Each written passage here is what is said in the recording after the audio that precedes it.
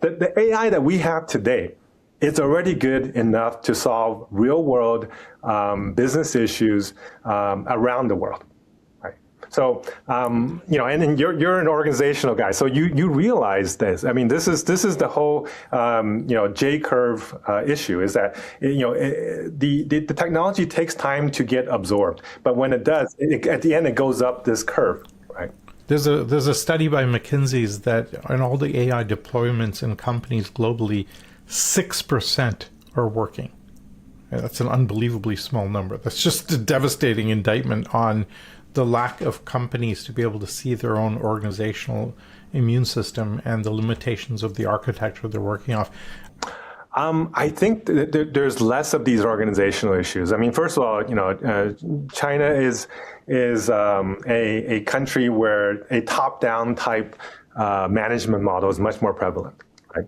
And also the concept that, you know, the government will actually help protect us. People seem to appreciate that more. I'm sure you guys have talked about the case where, you know, there was multiple legal cases where the courts in China actually ruled in favor of the employee who sued and said, hey, you can't fire me because the AI took my job. You need to find me another job. And the court upheld that, right? And those type of precedents incentivizes people to say, okay, it's okay for me to adopt these technology without being afraid of being displaced. And that's not the case in America. I mean, we have an at-will employment system. You know, you saw the uproar that happened at Meta when Zuck wanted to you know, key log every single one of his employees, and people were like, so I'm going to train my replacement? You know, screw you.